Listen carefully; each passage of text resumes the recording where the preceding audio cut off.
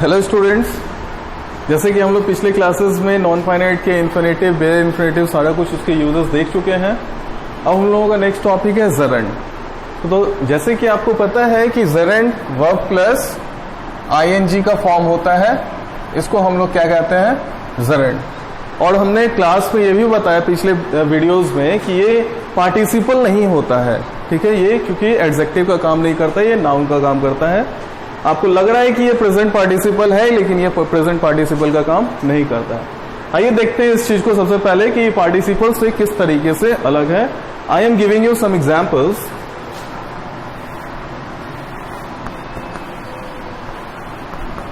Swimming is great exercise, या फिर swimming is beneficial, great exercise.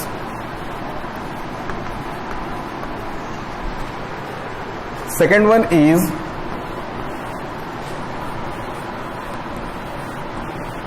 he went to the swimming pool. अब दोनों examples में देखो, ये आपका सब्जेक्ट पे आ रहा है स्विमिंग, ये एक वर्ब है, लेकिन ये कहां आ रहा है, सब्जेक्ट पे आ रहा है। It is a noun here and in the place of subject here. लेकिन यहां पे आप देख रहे हो he went to the swimming pool, ये जो स्विमिंग आ रहा है ये एडजेक्टिव का काम कर रहा है। क्वालिफाई किसको कर रहा है, पूल एक नाउन को।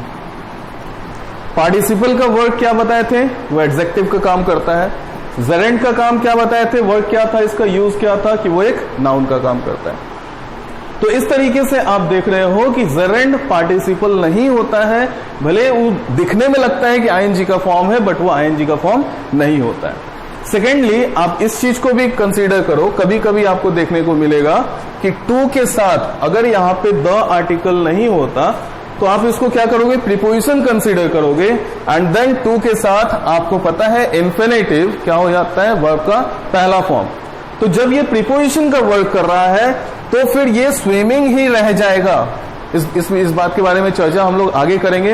ये कंसीडर आप ना करें कि टू है तो वर्ब का पहला फॉर्म, तो स्विम पूल, स्विम पूल वो तो नाउन हो जाएगा ना, लेकिन ये काम किसका कर रहा है, एडजेक्टिव का काम कर रहा है। तो बच्चों आप इसको कंसीडर करके रखेंगे दैट अगर टू प्रीपोजिशन का वर्क कर रहा है, इन्फिनेटिव के अपीयरेंस पे नहीं आ रहा है, देन आपने इसको आईएनजी के फॉर्म में डालना है, इवन कि टू उसके पहले होगा तो भी। इसके बारे में हम बाद में चर्चा करेंगे। अभी हम लोगों ने देखा क्या है कि जेरेंड और पार्टिसिपल में डिफरेंस क्या है।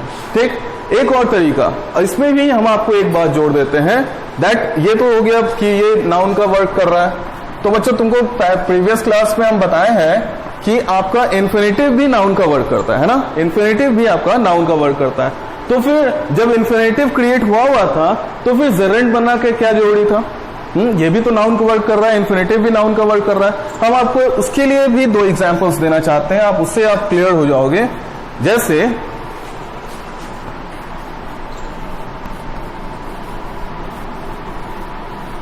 I stopped to say hi, and second example is I stopped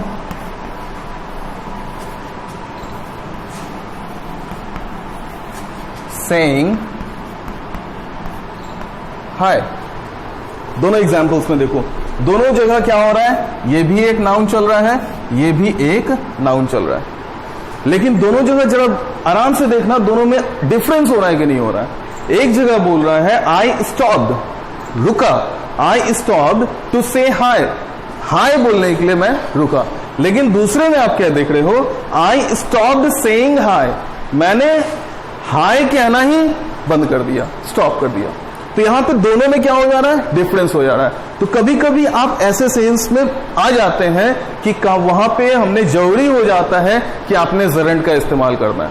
ठीक है, तो ऐसे सेंसेस को क्रिएट करने के लिए तो आपको यहां से पता चल गया कि नाउन जो है, इन्फिनेटिव भी नाउन का वर्क कर रहा है, जेरेंड भी नाउन का वर्क कर रहा है, लेकिन दोनों में कितना डिफरेंस है। इन्फिनेटिव यूज हो रहा है तो सेंस सेंटेंस का ही चेंज हो जा रहा है, जरेंड यूज हो रहा है नाउन की जगह पे, उसका सेंस अलग चेंज हो जा रहा है।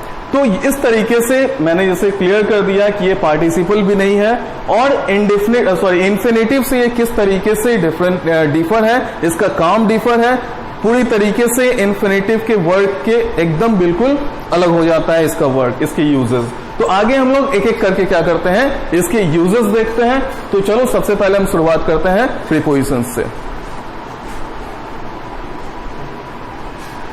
तो बच्चों आइए हम लोग शुरू करते हैं। सबसे पहला यूज, जैसा कि आप जानते हैं जेरेंड एक नाउन कैसा वर्ड करता है, तो सबसे पहले इसका वर्ड क्या हो जाएगा, जेरेंड एज सब्जेक्ट। सबसे पहले ये सब्जेक्ट का, तो देख रहे हो यहाँ तीनों एग्जांपल्स में आपके सामने सिंगिंग, स्लीपिंग, स्मोकिंग, ये क्या आ रहा है, सब्जेक्ट के जगह पे आ रहा है ना, ये सब्जेक्ट के जगह पे आ रहा है। बच्चों एक बात हम कॉमन से जरा सा समझ लो इसको, तुम लोग क्या जानते हो, तुम लोग यहाँ पे एक सेंस जरा सोचो, गो का मतलब क्या होता है, गो का मतलब जाना, तुमको जैसे पता है, जैसे कंसीडर करते हो। स्लीप का मतलब क्या होता है, सोना।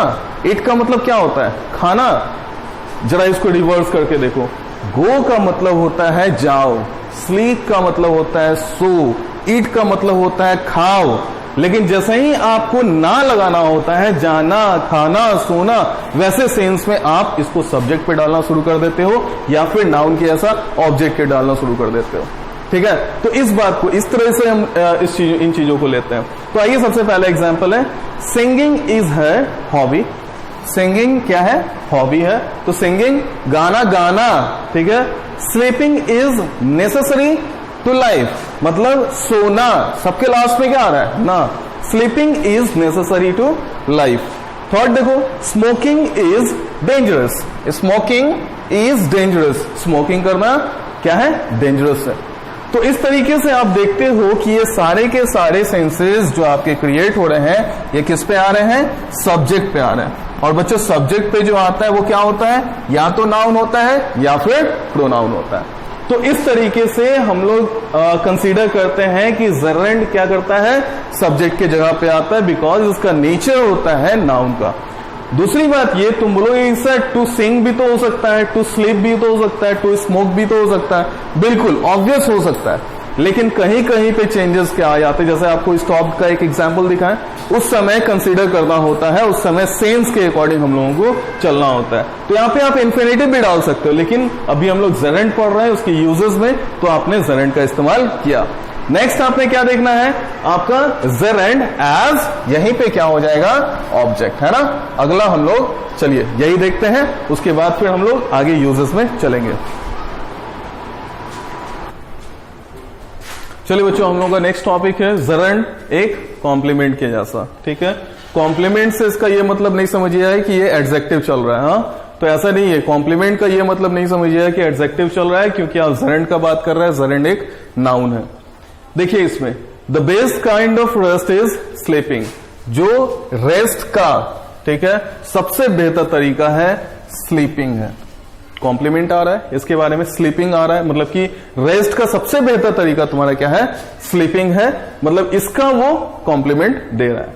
My favourite activity is reading, यहां पे भी एक जेरेंड आ रहा है, ना कि तुम्हारा कोई वर्ब आ, तुम बोलोगे इसको वर्ब सर इज के बाद आईएनजी आ रहा है, तुम बोलोगे सर ये V4 चल रहा है, प्रेजेंट कंटिन्यूअस। बिल्कुल नहीं, वो जेरेंड ही चल रहा है। आपने जो एरर पकड़ते हैं वो इसी तरीके से पकड़ते हैं। आप ये नहीं समझिए कि आईएनजी फॉर्म चल रहा है, प्रेजेंट कंटिन्यूअस का टेंस के अकॉर्डिंग चल रहा है, ये यहां पे जेरेंड चल रहा है बच्चों, ये यहां पे कोई भी वर्ब का फॉर्म नहीं चल रहा है, इस बात को कंसीडर कीजिएगा। और एरर में आप इस तरीके से पकड़ेंगे, my favourite activity is reading, यहां पे भी ये क्या चल रहा है, जेरेंड एक नाउन चल रहा है। व्हाट आई मोस्ट डिटेस्ट, जो मुझे सबसे ज्यादा जो पसंद नहीं है वो क्या है, स्मोकिंग। स्मोकिंग मुझे नहीं, तो स्मोकिंग क्या है तुम्हारा, बोलोगे कि सर ये वर्ब है, वर्ब बिल्कुल भी नहीं है ये वर्ब, ये प्रेजेंट कंटिन्यूअस का सेंस बिल्कुल भी नहीं है। ये क्या चल रहा है, ये चल रहा है तुम्हारा जेरेंड, जो कि कॉम्प्लीमेंट आ रहा है। ठीक है, कॉम्प्लीमेंट, अपने से पहले जो चीजें आ रही हैं, डिटेस्ट का जो इसी सेंटेंस में देख लो, डिटेस्ट को वो क्या कर रहा है, बोल रहा है कि जो सबसे जो खराब चीज जो उसको पसंद नहीं है वो है स्मोकिंग। ठीक है, दूसरा सेंस हम लोग देखते हैं जब वो प्रीपोजिशंस के साथ आते हैं। बच्चों प्रीपोजिशंस के साथ जब भी आते हैं ना, तो हम लोग यही समझते हैं कि वो क्या चलेगा, जेरेंड ही चलेगा। आइए देखते हैं हम लोग जेरेंड को। तो बच्चों चलिए हम लोग शुरू करते हैं। हम लोगों का नेक्स्ट टॉपिक है जेरेंड को इस्तेमाल करेंगे प्रीपोजिशन के बाद। हमेशा इस बात को याद रखिए कि जब प्रीपोजिशन होता है, जब प्रीपोजिशन आता है, तो प्रीपोजिशन के बाद आपने हमेशा जेरेंड का इस्तेमाल करना है। तो आप कभी भी इन्फिनेटिव का इस्तेमाल नहीं कीजिएगा, क्योंकि इन्फिनेटिव का जब आप इस्तेमाल करेंगे तो उस समय टू को आप क्या कीजिएगा, प्रीपोजिशन कंसीडर कीजिएगा। तो उस समय दिक्कत हो जाएगा। इसके तुरंत बाद हम वो एग्जाम्पल देंगे तो फिर आपका वो उस समय समझ में आएगा। फर्स्ट एग्जाम्पल इज किसमें, प्रीपोजिशन के बाद आपका आईएनजी फॉर्म मतलब जेरेंड। यहां देखो बाय के बाद क्या आया, आईएनजी फॉर्म एक जेरेंड आया। He begin by going there. You can't live without eating, ये भी तुम्हारा जेरेंड है, ये तुम्हारा प्रीपोजिशन है। यहां देखो फॉर कमिंग। ऑफ के बाद भी बहुत सारे जितने प्रीपोजिशंस तुम देखते हो, प्रीपोजिशंस के बाद जो भी आता है वो हमेशा जेरेंड ही आएगा। तो इस तरीके से आप देख रहे हो। हम यहां पे क्या समझाना चाह रहे थे कि अगर आप टू के बाद आप कंसीडर करते हो, टू लगाते हो मतलब इन्फिनेटिव लगाते हो, तो उस समय वो आईएनजी फॉर्म ले सकता है। कभी कभी एरर में ऐसा क्वेश्चंस आते हैं आईएनजी फॉर्म टू के बाद, क्योंकि टू भी क्या है, प्रीपोजिशन है। टू भी एक प्रीपोजिशन है। तो जब आप इन्फिनेटिव का फॉर्म दो, तुम्हारे दिमाग में बैठा रहेगा कि सर टू के, आप तो इन्फिनेटिव में बताए हुए हैं कि टू के बाद हमेशा वर्ब का पहला फॉर्म आएगा। लेकिन वो कब, जब वो टू का अपीयरेंस लेता है, मतलब कि जब वो इन्फिनेटिव का अपीयरेंस लेता है। अगर वो इन्फिनेटिव का अपीयरेंस नहीं लेके एक नॉर्मल सा प्रीपोजिशन का अपीयरेंस लेता है, तो वैसे सिचुएशन में आपने क्या होता है, वर्ब का चौथा फॉर्म ही लगाना होता है, एक जेरेंड ही इस्तेमाल करना होता है। चलिए हम देखते हैं नेक्स्ट एग्जांपल में। बस 2 मिनट का है, उसके बाद फिर करेंगे। देखिए से, तो आइए बच्चों हम लोग देखते हैं। इसको नोट करके लिख लीजिएगा, और ये बहुत अहम हो जाता है, इसमें भी क्वेश्चंस फंस जाते हैं। देखिए, ही प्रीफर्स रीडिंग टू राइटिंग। यहां टू देख रहे हो आप, और टू के बाद क्या देख रहे हो, वर्ब देख रहे हो, और वो भी वर्ब क्या है, चौथे फॉर्म में है।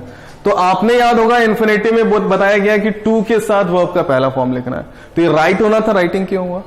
यहां देखो, I look forward to hearing from you, तुमसे सुनने के लिए।